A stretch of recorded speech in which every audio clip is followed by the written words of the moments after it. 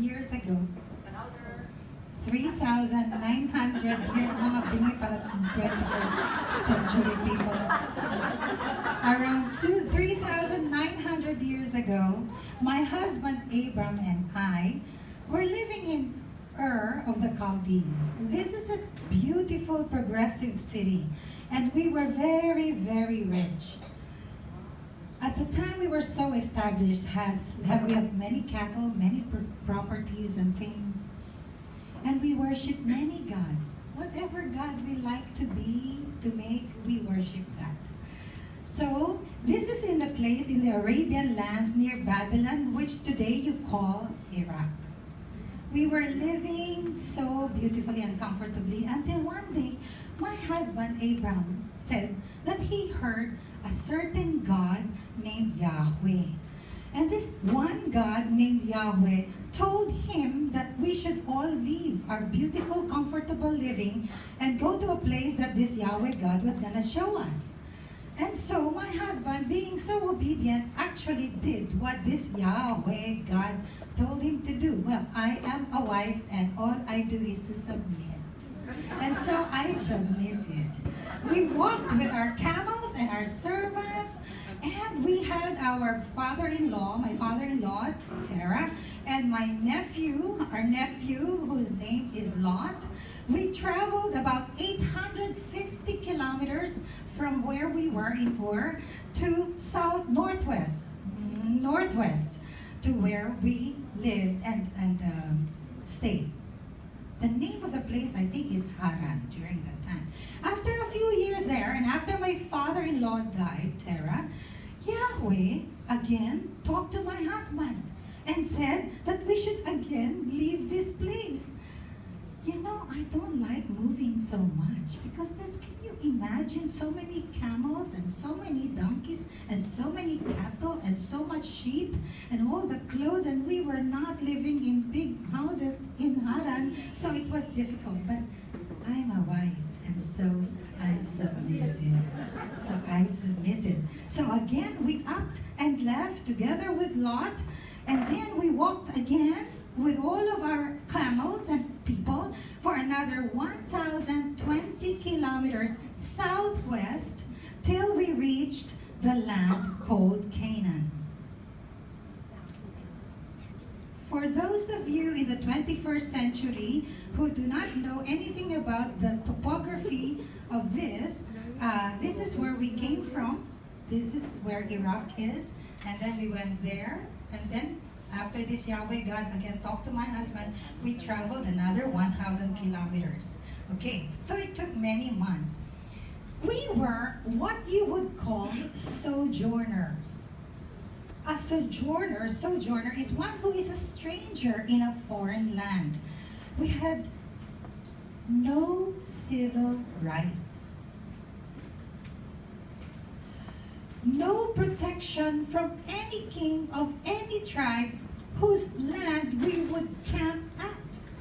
Because we were foreigners and sojourners, we had no political covering, we had no civil rights nor political rights, so we were always at the mercy of the kings of the places that we will camp at.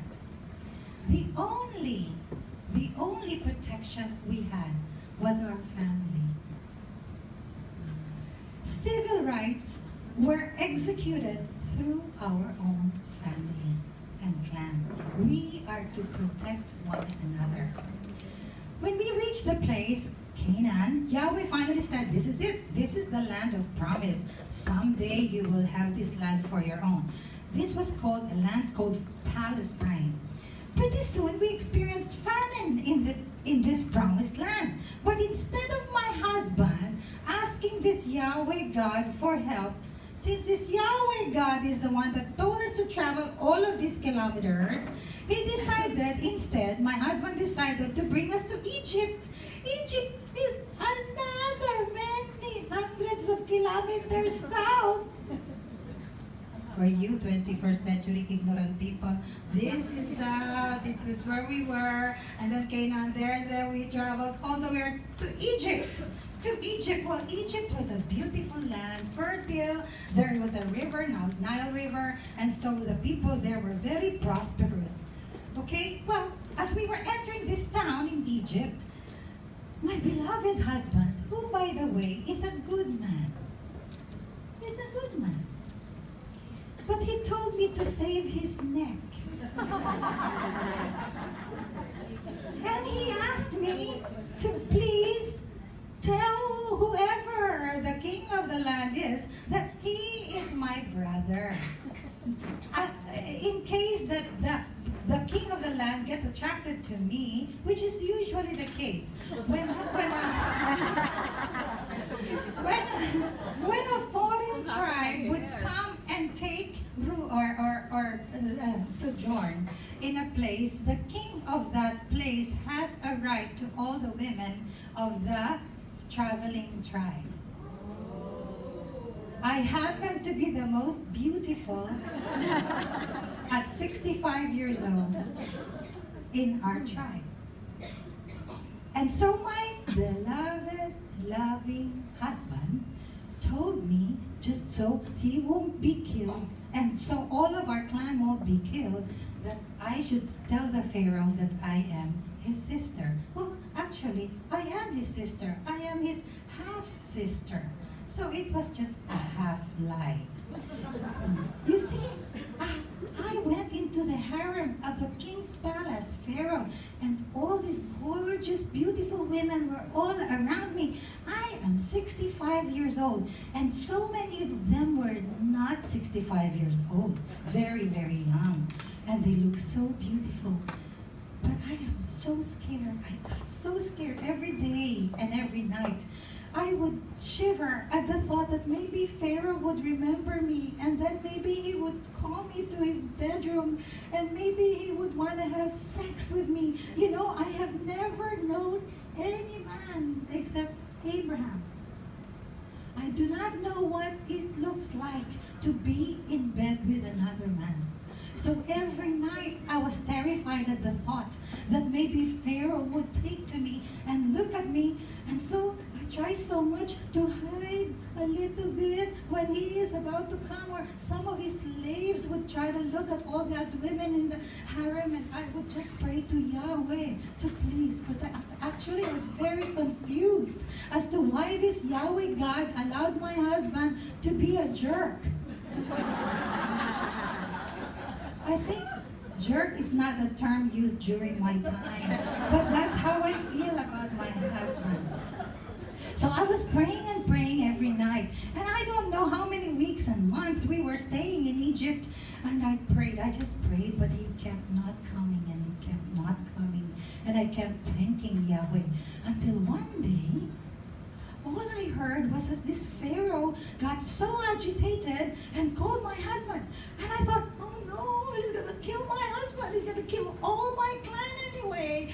And you know, actually I was also afraid that if he had me in his bed and we had sex, and I was thinking, what if he didn't like my sex with him? What if he would go ahead and kill my husband anyway? I am so scared, I was so scared. But this time, apparently, Yahweh did something to Pharaoh's household. He put so many sicknesses and illnesses in Pharaoh's kingdom. All because of me. I'm thinking, my husband was willing to give me to another man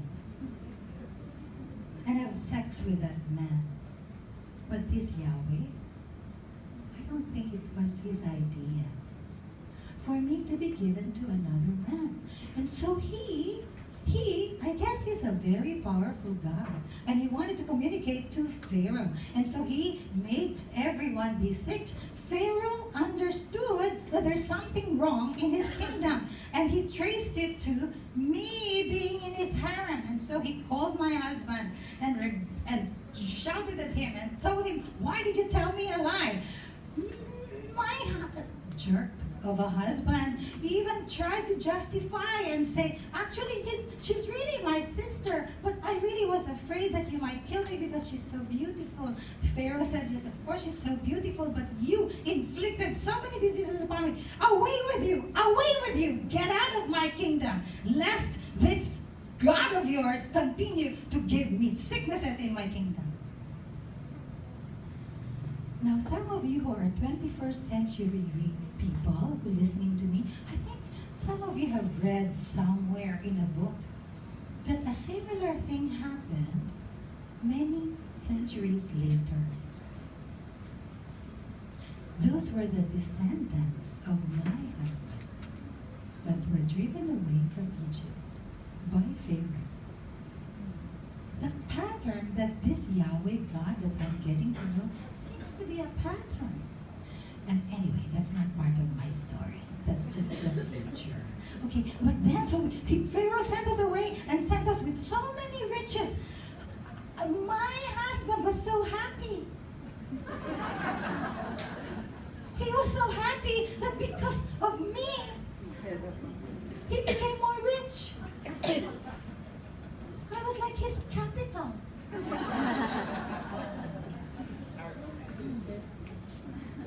Well, we left, and then we had plenty more. This was the time that I had some slaves. See, slaves were given as bride price by a king. And so because the Pharaoh took to me and liked me, and because he wanted to get rid of this curse that Yahweh gave to them, he gave me as one of the gifts to Abraham and Sarah. To Abraham and me. And so we had many slaves, and one of them is Hagar, this beautiful Egyptian slave. Well, several years passed. You would think my husband would have learned his lesson. But do you know the story of Sodom and Gomorrah? I think some of you already heard the story there, where my stupid nephew Lot did some things and did not do some things, but God's mercy was upon him and his family, and so he escaped. But my husband saw this big smoke, and I think maybe it's the reason why he decided to leave again, because maybe he was afraid of the sulfur that might touch our clan, and so he decided to leave and go to another land. This is another time of moving. I am very tired of moving everywhere, but I am a wife, and I submit. And so we went, and then this place that we were in is called the land of the Negev. And in this king, this is a Philistine king now, okay? And his name is Abimelech. He took me again into his harem. You would think that my husband would say, I will not put my wife in jeopardy again, but no, he's really after his own neck. He really is a jerk, but he is godly. He is godly. He is a good man. He really is a good man. And actually, it's true that if Abimelech, like Pharaoh, liked me and he refused to give me to the king, he would be killed. And so remember, we were sojourners. We had no civil rights. And the only civil rights that we could enjoy is to be given by the family. And so I had to do this in order to save my family. But you know, this Yahweh God, I think he really loved me. I kept going to him and saying, God, you protected me from Pharaoh. Actually, you who are in the 21st century, you think that only twice did my jerk of a husband do this to me? Not only twice. Every place we went to and camped at that there was a king in, he would tell the king that I am his sister. So for 24 years, he was offering me to the king of any land. I was his capital. He got richer and richer because of me. But something happened. Apparently, one day, I don't know how many months I was in the harem of Abimelech, but he kept not looking at me, and I was praising Yahweh and praying, Lord, do not let him get me. I don't want to have any relation with any other man but my Abraham. Apparently, there was a commotion again, and Abimelech and my husband were talking, and Abimelech was yelling at my husband and saying, how dare you tell a lie to me? Abraham said, what are you talking about? Well, you lied to me because this Yahweh appeared to me in a dream and told me I am as good as dead because of your wife, Sarah, whom you claimed was your sister. When I was listening to this, I was thinking, Yahweh also appears to pagan kings. I don't think Abimelech is the same as my husband, who is a follower of Yahweh. But apparently Yahweh would appear to even an Abimelech king who does not believe in him. But at this time, this Yahweh God appeared to him in a dream, and he, Abimelech, believed and obeyed. And as a result, this my Yahweh God saved him from being killed. And you know what? All the women there became barren like me. It took some months for them to notice that nobody was getting pregnant. So I don't know how many months I was there before they noticed it. But God closed all of the wombs of the women there. You see? The same thing happened. Abimelech wanted to bless us with so many things because of me. And so Abraham again became rich because of me. And because Yahweh decided maybe Abraham was doing it because of necessity, because we were the only protection of each other. But you see, my good husband, the man of the promise, the man of the covenant, did not protect me. Yahweh, God, protected me. Thank you.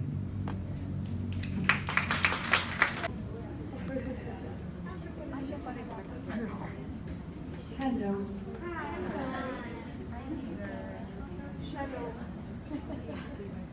Is Mistress Sarai finished talking? Good. I'm Hagar. I am an Egyptian. Many of you are saying, how can an Egyptian be a slave? Because Egypt is supposed to be a very progressive country. There are many ways that we people become slaves, but one of the number one ways is poverty. My father owed the Pharaoh many, many, many things. And one way that he could pay for all of his debts to Pharaoh was giving me to the king as a slave. I grew up as a slave in Pharaoh's palace. That means I am one of the higher level slaves because I am more highly skilled than other slaves in the kingdom. One day, this couple, they smelled funny. I think their names were Abram and Sarai. They smelled like goat and sheep, and they dressed funny, different, and they smelled bad. I don't like them. But Pharaoh liked Sarai, that wife of this weird couple. The wife there was taken into the harem, and so I got to see her there. But then something happened. Apparently, Pharaoh got so mad because Abram told him a lie, and he was mistaken and almost had relations with the princess of the tribe called Sarai. And then, as a result, this Yahweh God of that weird couple gave us so many illnesses. I'm one of those that got sick, but not so bad. Okay? But I was a beautiful slave, and so Pharaoh, when he realized that this couple was telling him a lie, gave me as one of the presents to this funny-smelling couple. This funny-smelling couple brought me and many other slaves to a land that I've never been in, and we had to walk through desert after desert. And so I was there as a slave. Now, I don't know that you know this, but in any tribe, the wife of the patriarch of the tribe is what you 21st century women will call alpha female. She's the head of all of the women in the tribe. And so Sarai was my mistress and master. Master Abraham to all the men and everyone, but my direct boss was Sarai. As a slave, I have no rights. As a slave, anything my masters tell me to do, I have to do. I have no way that I can say no. One day, my mistress apparently told Master Abraham to bring me to his bedroom to help this God that they say is their God, to help this God fulfill his promise. Apparently, this Princess Sarai, Mistress Sarai, is not able to have children. Well, how could she have children? She already has wrinkles. A little bit. A little bit. And so she is old already. And so I was given to my master Abraham as someone who can bear a child for the two of them. You see, as a slave, if I give birth to a child in the name of my master and mistress, that baby doesn't become mine. It becomes the property of our master. And so I went to bed with Master Abraham. I can't tell you what that felt. Actually, I enjoyed it. Master Abraham, he was, I think, maybe 80-something years old at the time, was still strong. I enjoyed it. And then, it worked. So I became pregnant. Something my mistress Sarai has never experienced. As soon as I learned that I was pregnant, I just thought, well, I'm the better woman. I'm able to have babies. You are tuyot. You have no capacity to have babies anymore. And so I should be the alpha female of this kind. Because I am pregnant with the firstborn child of Master Abraham. Well, apparently, Mistress Sarai could feel what I was thinking. And so she was not happy with me. She started treating me so badly. Before, she was so kind to me.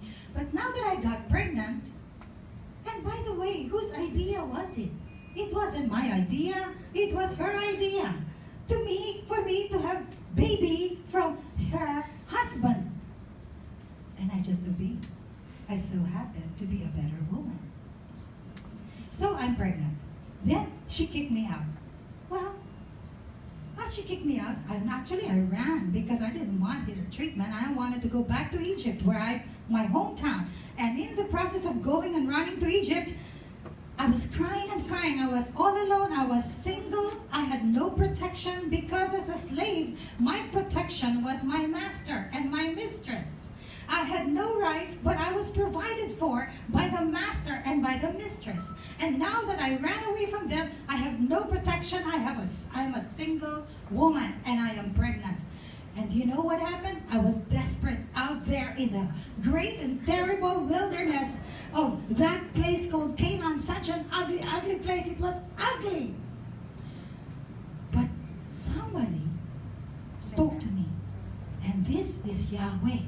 I think I heard about him from my master Abraham many times before. He would talk about him. And this Yahweh met me and just told me, you know what? Just repent of your attitude and go back and be a willing, submissive slave. Because you're a slave, you know what? Go back because there's no place else to go. Nobody will accept you in Egypt. Go back to Mistress Sarah and be a kind woman and serve, okay? Stop this attitude. And so I obeyed and went back to Mistress Sarah. I'm grateful that she just accepted me back.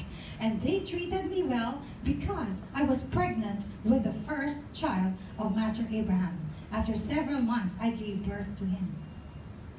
A beautiful, handsome boy. His name is Ishmael. Ishmael. In my mother heart, I wished so much that my Master Abraham, the father of my baby, would count him as the heir to all that he had and all that this Yahweh God had promised him to have. Well, for 12 years, it was happening. Actually, Father Abraham, the father of my son, loved him, treated him well like a prince, and we enjoyed so much good treatment from Abraham. I could not say the same thing, though, about Mistress Sarai, because she didn't like me. In fact, she never called my son Ishmael. I noticed she would only call him the son of the slave woman. I felt so hurt. But I'm only a slave. I have no rights. One day, though, this Yahweh God who promised that Princess Sarai would be giving birth actually did it. And so, I don't know how a wrinkly 90-year-old woman would want to have sex with a man, her husband, but they did it. And apparently it still worked. And she became pregnant. But you know what? I was trying to observe. How could she nurse? Those breasts have nothing in them. Me, I have voluptuous breasts and so much milk. I didn't know how milk would come out of those breasts. They're wrinkled and they have nothing in them. But apparently, milk came out. And so Isaac, the baby, was born and was fed by Mr. Sarai until he was 3 or 4 years old. That's plenty of milk. Plenty of milk. My son, Ishmael, liked the baby at first. But then, when he realized that his father, Abraham, was going to throw a big party and be an expensive party just because he was going to be weaned from being breastfed by Mistress Sarai, my son came to me and said, Mommy, why is Father throwing a party for Isaac? I don't remember him throwing a party for me. Why? My heart was grieving as a mother. I wanted to tell him, but I couldn't tell him. Son, I'm so sorry, but you're not the son of the promise. You are a mistake. Yahweh was promising a son through Sarai. And it was Sarai who thought of this thing. And you became, and I love you, son, but you are not the chosen one. You're not the son of the covenant. I'm so sorry. Well, I haven't even finished thinking these thoughts when there was a commotion. And my mistress Sarah was yelling at my master Abraham and was telling him to get rid of this boy. What boy? I thought, who was she referring to? There was only one boy to get rid of, and that's my son Ishmael. And so she was telling Master Abraham to kick me out together with my son. I was so desperate. I was crying, but who do I go to? I told Master Abraham, where do I go? And Master Abraham told me, I don't know, I'm so sorry. But it was not just Sarah who told me to get rid of you and get you out of this place. It was also Yahweh God who told me that you should not be here together living with my son Isaac. I'm so sorry. Well, you see, I am a slave. I had no choice. And so my son and I went. He gave me a skin of water and then a little bit of clothes and whatever, and we went walking in this great and terrible wilderness, going down to the Negev. But you know, after just a few days, we ran out of water, and I left my son under a tree, and I went to a corner, and I said, Yahweh, kill me now, kill me now. I don't want to see my son die. Please spare me the horrible sight of my son dying. Deja vu. The same God, Yahweh, who appeared to me several years before in the desert, already again appeared to me and said, Hagar, and what are you doing there? Why are you brooding, whatever? What are you doing? Look, open your eyes, and there I saw a spring of water, and I filled my skin of water with fresh water from this desert. And from then on, this Yahweh God said, don't worry, I will take care of you. In fact, I will bless you, and your son Ishmael will be the father of many, many people. You know, several years later, I heard that Master Abraham's son, Isaac, had 2 sons. And you know what? Those 2 sons were always quarreling. They were like what you, the 21st century people, would call dysfunctional people. I found a beautiful Egyptian wife for my son Ishmael. And my son Ishmael and that Egyptian wife, we didn't live in Egypt. We went to another land that became our own. My son and I became free people. We were not anymore slaves. And you know what? My son didn't just have 2 sons. He had 12 sons. Yahweh blessed my son with 12 sons. That's not even including his daughters.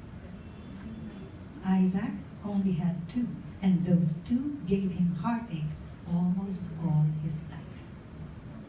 You see, Ishmael, my son, was loved by Yahweh, and he was blessed and very good in arrows and very good in many things, and he started a whole kingdom of people. You know what? My son's descendants number the stars in the sky. Ishmael was blessed because this Yahweh. My master Abraham, the man of the covenant, the man of the promise, the father of my son, did not provide nor protect me and my son. But God did. Yahweh did. You 21st century women, single. You know Hagar, me? I was the first single mom in all of history. I had no husband to protect and love me.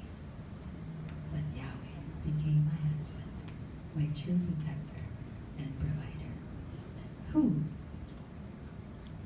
do you look to provide for and protect you? Thank you for listening.